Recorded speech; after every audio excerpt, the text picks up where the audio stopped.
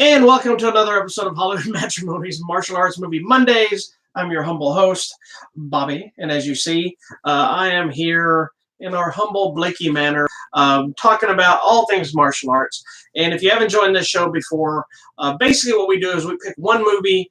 In this case, it's going to be a little bit different, but we just kind of do a deep dive into the movie if there is a lot to find, as well as any kind of things that may have my own martial arts experience may have connection to something about that movie or history or things like this.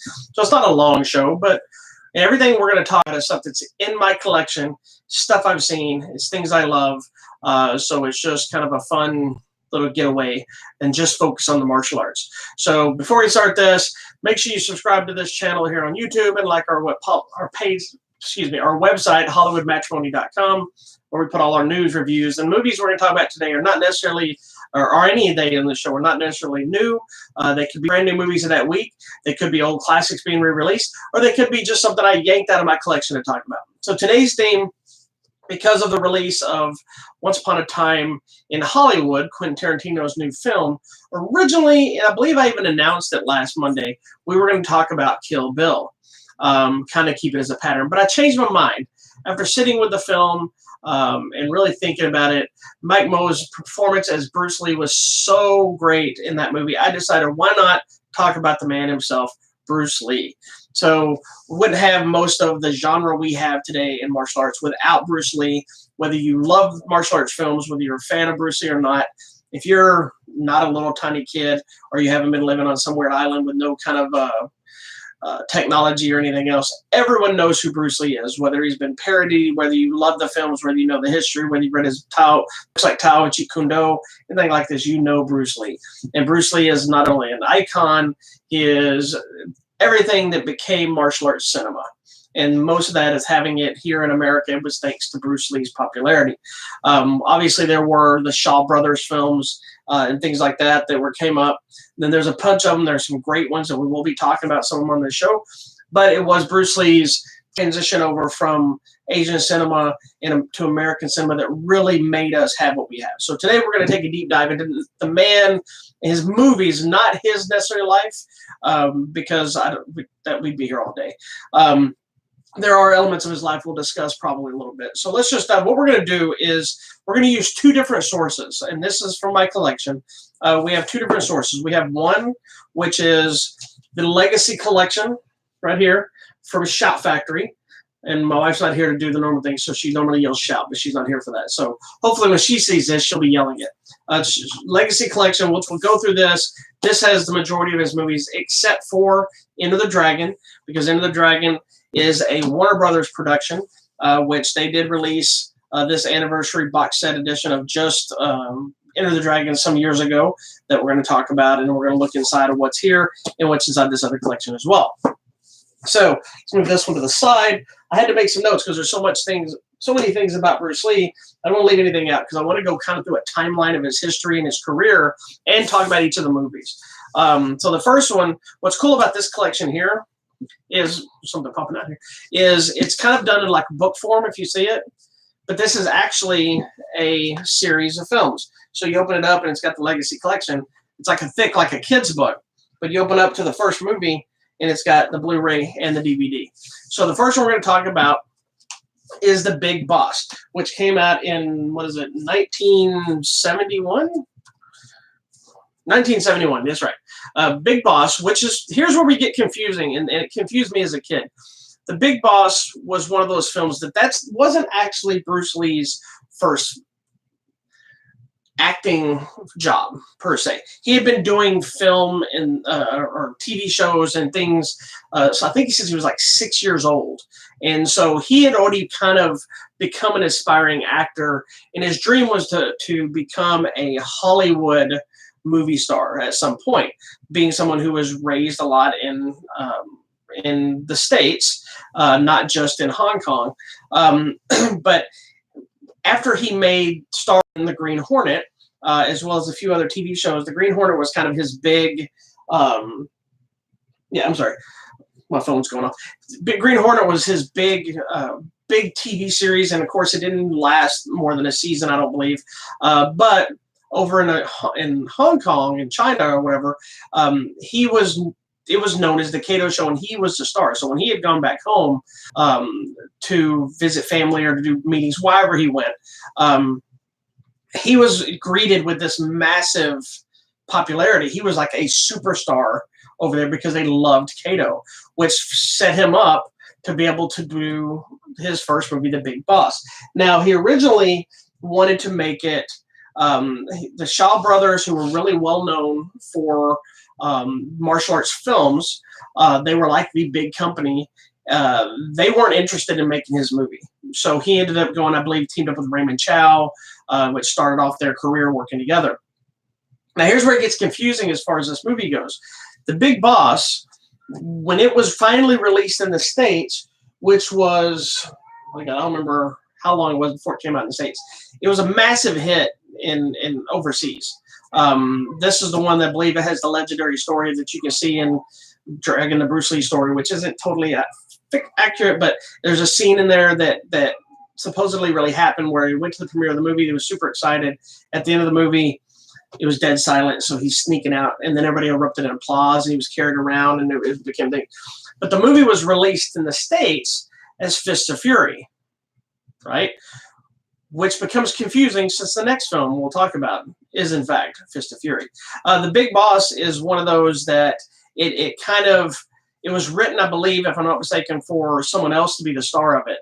And he was going to be a secondary character, but they liked it so much they twisted it around, and he became a star of it. It's got some great fights. It's a great story. It's, kind of a stereotypical martial arts flick. But it's not, as great as that movie is, it's not the go-to movie for a lot of people in relation to Bruce Lee. People remember Enter the Dragon. People remember Game of Death. People remember things. But Big Boss is a great, great movie. If you got to check it out, it's got all the signature fun. There's some wire type work in it, which was rare for Bruce Lee, and I think it was one of those things that during the time of making that film, they had to. He butted heads a lot with the director and making that film, and some creative issues because he didn't want to use wire work. He didn't want to do these different things, and they wanted it in there. They were trying to sell it, and of course, he wasn't somebody yet. So, as far as having a say-so, so he had to do what he wanted. So we jump back. So that movie ended up becoming like the biggest grossing Hong Kong film, or biggest grossing film in Hong Kong. I think it made like $3.2 million, and that was in 1971. Which was massive. The movie before that, just to give you an idea, that was the biggest hit, was The Sound of Music. And this movie knocked The Sound of Music, kicked that music right off the mountain, and became the #1 film of all time for Hong Kong at the time. So then we jumped ahead. This next film, we're going to just turn the page because we're going to look at the different release dates. 1972's Fist of Fury. Now, when Fist of Fury was released and decided to get the American release, we have a problem, because we just released The Big Boss as Fist of Fury in the U.S. So that means now that there's a movie called Fist of Fury, we now have to change the name yet again. And that movie was then released here as The Chinese Connection, which is my favorite Bruce Lee movie of all time. I love The Chinese Connection. Don't get me wrong, I love Enter the Dragon. It gave us Bolo, and there's a lot of great moments and iconic parts of that film. I'm a huge, huge Bolo fan because of Enter the Dragon. If you don't know who Bolo is, he's also the main villain in Bloodsport, Double Impact, Chinese Hercules, Shoot Fighter 2, Tiger Claws. There's a lot of movies that he's in, and we will be talking about on the show. We'll do a Bolo show at one point too, because I love some Bolo. And in Enter the Dragon, you get the main guy, Bolo, and he comes out, and he's just this massive Arnold Schwarzenegger type guy. Anyway, moving on. So in 1972, they released Fist of Fury in the States as Chinese Connection. That movie is basically the same one he played. Oh my God, I just went blank. Shenzhen, I think is the name of it. I always forget the character's name. But they've made other movies, I believe Fist of Legend and Legend of the Fist, which are Jet Li and Donnie Yen. I believe both of those are based on the same character that Bruce Lee played. So one of them is kind of a remake of Chinese Connection. The other one is kind of a sequel, I believe. It's been a long time. I'm going to rewatch them, and we'll be talking about them on the show. So anyway, this one did so well, it actually knocked down The Big Boss, proving that the only person to beat Bruce Lee is Bruce Lee himself. So it knocked it down. This is the movie that's also gave Bruce Lee a little more chance to spread his acting chops. He got a little more emotional moments. He has the famous scene where he's disguised as like the telephone repair guy, and he's doing the little thing, kind of doing a little bit of comical stuff. It also has, to me, one of the best, one of the top martial arts fight scenes of all time, which was Bruce Lee versus the entire Japanese karate school. And it's one of those times where like we look at movies and group fights and people talk about, okay, they all attack one at a time. Well, in that movie, while there are some of those in there, it's Bruce Lee is attacking all of those people. So he's spin kick, doing a spinning hook kick. Then he side kicks this guy. Then he roundhouse this guy. Then he throws a hook kick. Then he spin hooks kick. He's hitting them as he moves instead of waiting for them to attack him. And it kind of set that look of, oh my God, this is like a real fight. We know it's not. We know it's choreographed, but it set that tone to something else. But there's outside of that, there's just so many great fights in the movie. And also I believe was this one. Yeah, I believe this one also had Bob Wall show up in it. Maybe not. Maybe I could be making that up. I know Bob Wall was very prominent in Enter the Dragon, and another one we're going to talk about shortly. So anyway, so Fist Fury, of course, obviously made him even a bigger star, right? You're like, how can you be a bigger star? Well, he did. So after that, they decided they wanted to try to capitalize on it in 1972. So now you have 1972 Fist of Fury, aka Chinese Connection. You have 1972. The next film is The Way of the Dragon, which originally was supposed to be a film where they wanted him to make one where he was taking on like the Chinese mafia and doing all this stuff. And he was fine with the idea, but he was butting heads with the director, which I think it was the same director of the first two movies. And he decided he needed to do his own thing. And so he made this movie, which in the US, I believe, it was released as Return of the Dragon. This is also, in this movie, he brought in, not only is it a great movie, it's got some great fights and stuff, it does have one of the most iconic martial arts fight scenes of all time between Bruce Lee and Chuck Norris, who at the time, nobody knew who Chuck Norris was outside of like the kickboxing world, because he was a famed kickboxing champion at the time. Bruce Lee and him were friends. They trained together. They brought in, for this movie, I need to make sure I'm getting all the people's names right. Yeah. So to make this movie, he wanted him to have some really great opponents. So not only was it the Chuck Norris fight, he did bring Bob Wall into this movie, who was another American martial artist that he was friends with. And you know him from his famous fight in Enter the Dragon with him, where, you know, keeps getting knocked down and he keeps re-attacking Bruce Lee, and then he tries to attack him with the bottle, and it's just, Wall just keeps getting his butt kicked in that movie. So anyway, he shows up in this one as well. But the most famous thing with this movie is obviously the Chuck Norris-Bruce Lee fight. It was shot at the Roman Coliseum. This was also a big thing for martial arts cinema genre, because it was one of the first times, if not the first time, that there was a Caucasian martial arts villain or fighter for the Asian character. Usually, if you thought of anything martial arts, it was always an Asian person. If they needed a martial arts villain, it was an Asian person. If American was learning martial arts, he was learning from an Asian. You gotta remember, this is the 70s. So there was still that, like in Texas, we had the 60s, 70s era, the blood and guts karate, where it was very contained, but it was still people here. That was Alan Steen, Chuck Norris, Pat Burleson, Keith Yates, Ray McCollum, Rudy Smedley. You know, just, I could go on and on a list of people that were all part of that era. Joe Louis, and, you know, I believe Benny Quitas came in that area too. And these were all people that weren't necessarily all Texans, but it was a very hardcore martial arts time of Taekwondo and whatnot. So he brought in people that he was training with, that he respected, with Bruce Lee and Bob Wall, and created something that has stood the test of time. Everybody knows when Bruce Lee pulls out the chest hair from Chuck Norris, that fight that's in the Coliseum. I mean, everything about it is just awesome.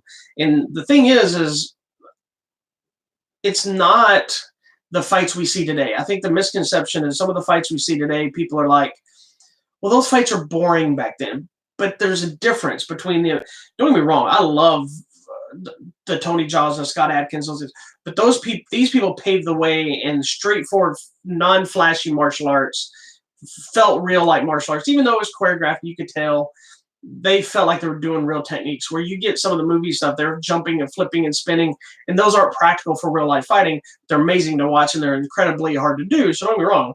when I train, I do some of the similar stuff. I do some spin kicks and jumps and things like this for training. I don't throw those when I fight, but if you can and you can put off, then by all means, feel free. So moving on. This one, of course, to no surprise, was yet another massive hit, knocking down the two films before with The Big Boss and Fist of Fury, making believe basically thing. Now, what happened was when they made this film, is this one? Yeah. When they get ready to make this film, the Shaw brothers, who had rejected Bruce Lee before he made The Big Boss, studios were coming at him now because now he's had these two massive hits, and they were coming to him. So when The Way of the Dragon came along, he was getting ready to try to make it. Before he made it, the Shaw brothers even came to him and offered him a blank check to make it. And he was like, nope. He decided, I believe it was Steve McQueen's production company, he decided to take that kind of model and create his own thing, and with Raymond Chow as a partnership instead of working together. He didn't want to work for other people anymore, so he decided to make his own thing and move forward.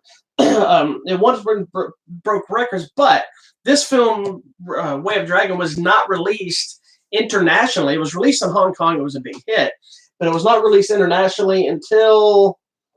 Well, I didn't put the date down. It wasn't released until sometime after Bruce Lee had passed away in 1973. So we didn't get to see this film while he was still around. A lot of people, I think when it was U.S. packed, that's one of the reasons it was changed to Return of the Dragon. So people would think it was somewhat of an unofficial sequel to Enter the Dragon that had already been released. So we moving forward. That movie hadn't been released yet, but we jump over to the 1973 film, his big Hollywood film, the one he's most known for, one that most people all know, which is Enter the Dragon. This was a Warner Brothers production. It was a big studio release. It had Jim Kelly in it. Like I said, you had Bolo, John Saxon, had American people. Bob Wall was here again. You had Bruce Lee. You had, there's even if you look closely, Sammo Hung, who's very well known now as a director and an action star, as well as a fight choreographer.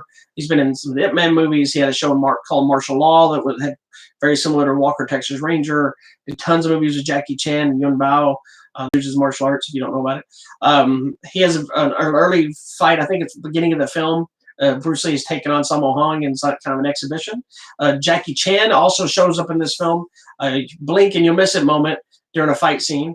Jackie Chan's also in, I believe it's The Big Boss. He has another small part, but I don't think you can actually see him in that one. Anyway, so they came out and made this one. Again, there was a lot of struggle on sets. There was a lot of fighting. There was a lot of creative differences. Bruce Lee just knew this was going to not be the movie for him by the time he finished it. But once he finished it, he realized they made the movie they wanted. And this is, by a lot of people, it basically is considered a masterpiece. And I tend to agree. It is a masterpiece of cinema, both martial arts and just film. It's got the drama, it's got the action, it's got the intrigue, it's got the memorable sequences. The last fight scene of this movie is shot in a little room of mirrors that has now been mimicked numerous times. The iconic look of Bruce Lee with the claw scratches on him. It's got great fights. To me, the best fights in this movie, though, are the tournament fights. When you get to see all the different people fighting in the tournaments, you can see Bruce Lee showcase his speed and his power and everything else, as well as kind of some funny moments, which it's kind of mocked/mimicked in The Last Dragon. Barry Gordy's The Last Dragon, where he jumps up and he lands both feet on the chest of Bob Wall. In that movie, they land on a boombox to shut up the music. But Enter the Dragon. So what we're going to do before we move forward, let's look and see what's in the set. It is an older set. It's got this nice fancy box. Obviously, it comes with the movie, right?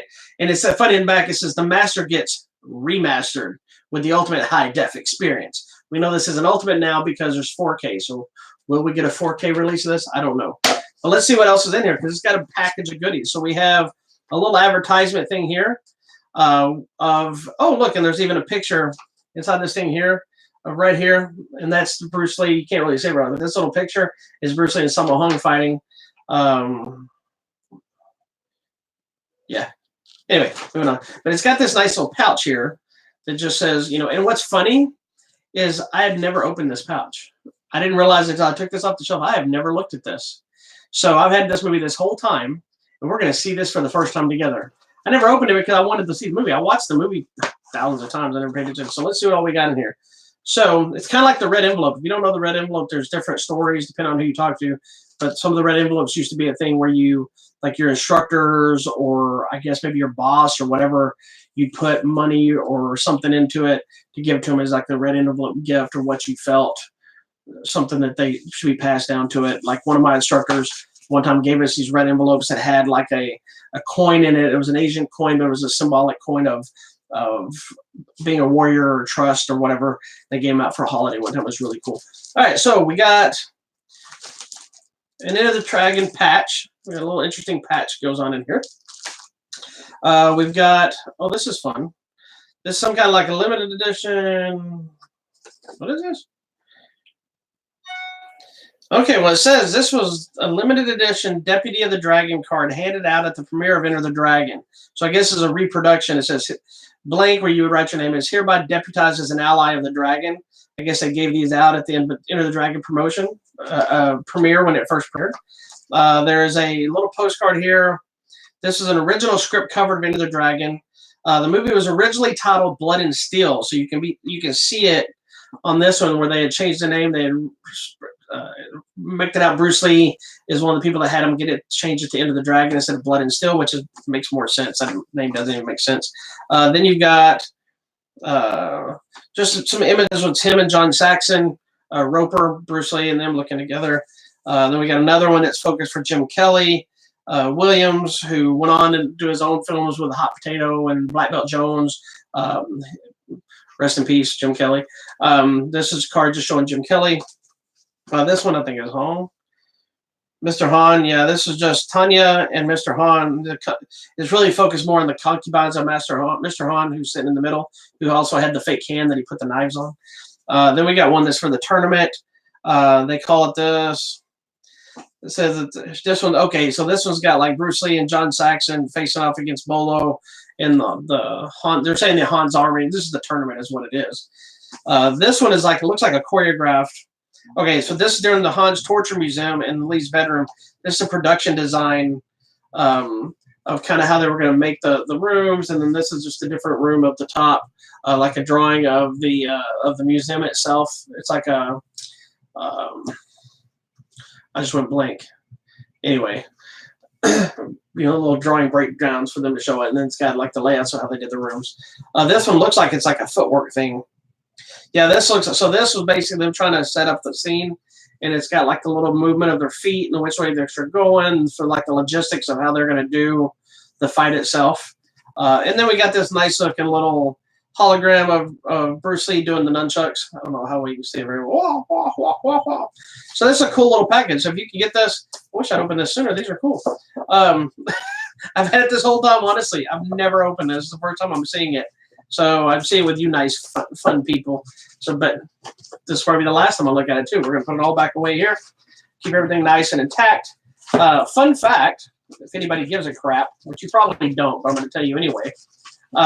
When we started doing reviews and whatnot, I originally wrote for the Dallas Examiner, which was an online review thing. It's since become Access, AXS, whatever they call themselves. They got rid of their entertainment section and started focusing on concerts and stage productions and things like this for their content, which is what forced us to start Hollywood Matrimony. We were already working on it anyway. This Blu-ray right here, this Enter the Dragon, this was the very first Warner Brothers Blu-ray I ever received from Warner Brothers as a reviewer. And this was released in, geez, hold on a second, it has the date. I don't think it has a date on release. I'd have to go look it up. Anyway, but that's just a fun fact. This was my very first reviewed item from Warner Brothers. So like I'd reviewed other movies of theirs or whatever. This is the first one as an official reviewer. The studio sent me this for review. So it's kind of an ironic as a martial artist myself. And the first movie you get is a Bruce Lee movie. So we got Into the Dragon. So let's move on with our story of the wonderful world of Bruce Lee's situation. So in 1972, Bruce Lee had been trying to make, we're going back obviously, because in 1973, Into the Dragon was made, but then Bruce Lee sadly passed away. If I'm not mistaken, he had complained of a migraine, and he was 32 years old. He went and laid down, and then they couldn't wake him up. There's been stuff, I've heard different things. Some people said it was some kind of an aneurysm. Some people say it was some kind of a reaction to some medication he had taken for a headache. Some people like to go with the other route of saying, oh, it was because the Yakuza took him out because he didn't want to rough people up and be a hitman for them, and who knows. But the main story was that he took some medicine for a headache. He went to sleep. He never woke up at 32. So jumping back to 72, prior to working on Enter the Dragon, he was trying to develop his passion project, if you will, which was Game of Death. He had been working on it for, I don't know, the script or something all the way back into the 60s, long before he became a movie star. He was already developing this idea, and the idea was to showcase all these different martial art styles in this tower. And a character would showcase that this martial arts was the best and go up to each one, defeating each master. And the original plan, which isn't the movie we got, was actually to have Chuck Norris, Bob Wall come back, do these movies with him as well. Junri, the father of American Taekwondo, who my lineage in Taekwondo comes directly through him, and Kareem Abdul-Jabbar, and a few other ones, Dan Santo, all these people. If you've seen Game of Death, it's a great movie, but it's a fractured movie because most of that never happened. Dan Santo is in there, Kareem Abdul-Jabbar is in there, but that's it. The rest of those guys are not there. And that's because they shot part of this movie. They stopped filming Game of Death to go so he could go shoot Enter the Dragon. He shot Enter the Dragon and then obviously passed away, so this movie never got finished. So what ended up happening is it was probably 3 years later, I believe it was, 3 years after his death, that they finally got together with, I believe, the director of Enter the Dragon and Raymond Chow, and they had to retool the script so they could use the footage they have and then reshoot the film so they could complete the film and release it. Finally got released. It was not the vision Bruce Lee had, but at least it gave us a chance to get one final masterpiece from Bruce Lee. So it wasn't released until 1978 when we finally got to see the last film from Bruce Lee, who had died 5 years earlier. So it's a great movie. It's got some good fights in it.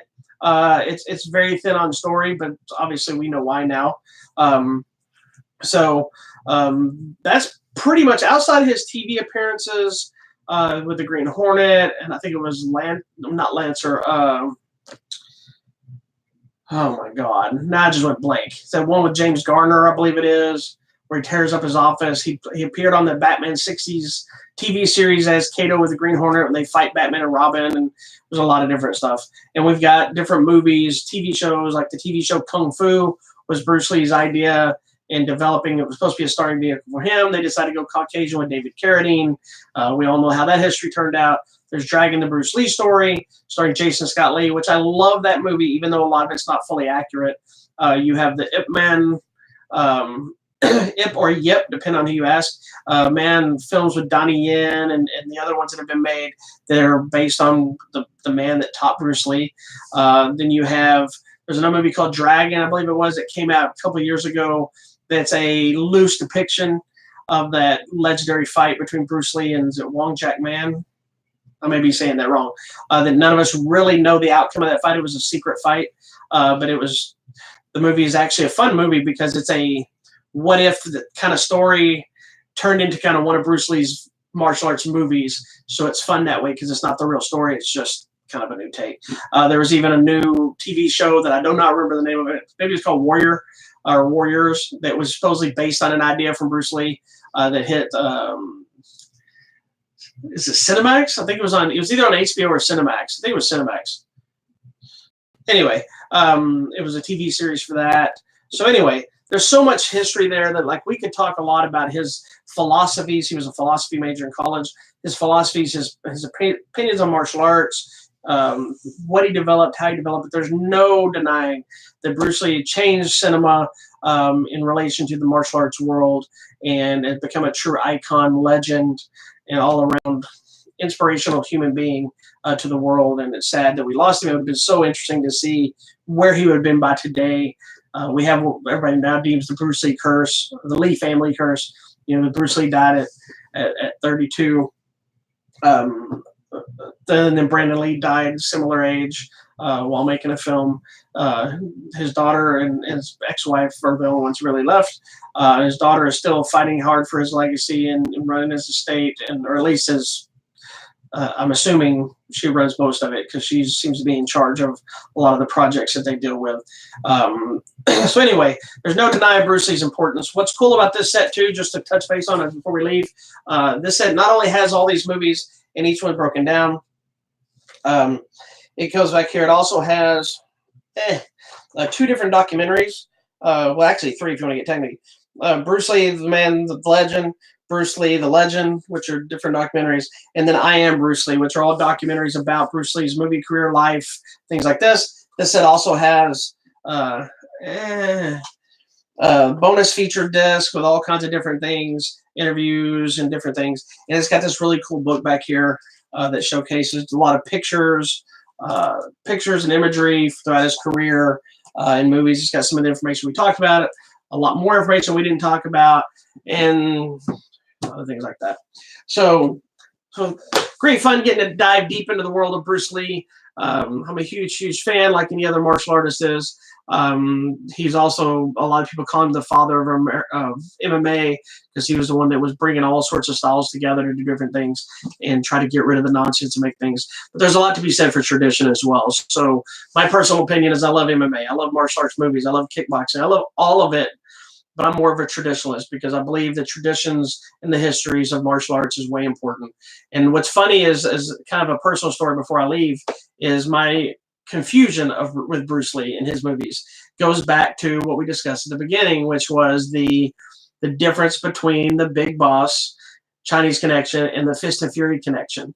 I loved Chinese Connection and I love Fist of Fury, right? And when I discovered these movies and I wanted to watch them, I remember them coming on TV on Kung Fu Theater. I remember the theatrical releases of different things, little special theaters or whatever.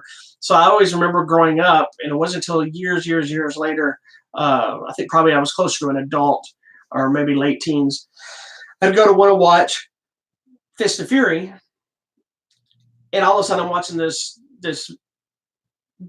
Chinese Connection movie. I don't want to watch Chinese Connection. It got really confusing because I was not getting to watch the movie I wanted to watch, and I didn't understand why. I thought people were stupid and didn't know what I wanted to watch. And then found out later there's a whole mix-up of all the movies. And when bootleg movies started coming out, they were reselling them as the Big Boss. And I'm like, hey, I've never seen that. When I watched it, I've seen this movie. Fist of Fury. I watched Fist of Fury. This is not the Fist of Fury. This is Chinese Connection. And then I figured it all out. So it's kind of a silly nonsense. Anyway, my instructor, Mr. Grandmaster Steve DeLuna, who has passed away, was a huge Bruce Lee fan. He loved to watch these movies. He'd go to the Texas Theater, if I'm not mistaken, and watch a lot of them when they have their little marathons and whatnot like that. And I know a lot of people really aspire to the philosophies, if you're not a martial artist, of the philosophies of Bruce Lee. I have a little book, I meant to bring it in here and I forgot. A little book. It's just like the philosophies of Bruce Lee. And I used to read it at least once a month. It's not really telling me anything I didn't know, but it inspired you like a lot of things. It was inspiring to keep moving forward and think about different things. So that's it for today. Bruce Lee, the man, the myth, the legend. Don't forget, you can get Enter the Dragon, this collector's edition through Warner Brothers. I'm assuming it's still available. And this really cool Bruce Lee Legacy collection through Shout Factory. Shopfactory.com. I'm assuming they still have them. I think they even released some other new version of this, or maybe a smaller version. I don't know. I'll do some research and find out. But be sure to check them out. Don't forget, be back here tomorrow for another new episode of Hollywood Matrimony's TV Tuesdays, where we'll be discussing all kinds of shows we missed out last week. We'll be back tomorrow to get the show on track like we're supposed to. And then on Thursdays, I'll be doing the weekly update of all the news, trailers, and things to talk about through our website and all the fun things that you've been waiting for through Hollywood. And then you circle back here to Sunday for Hollywood Matrimony Live, which is our big show. We talk about the movies going on that week. This week, we'll be talking about Hobbs and Shaw, as well as some other fun things. And then you can circle right back around here to Monday for Hollywood Matrimony Martial Arts Movies Mondays, featuring yours truly, and we take a deep dive into a martial artist and or their movie. And I will not be telling you next week's project because I like to keep it a surprise. This one was a little bit different, so I made the announcement.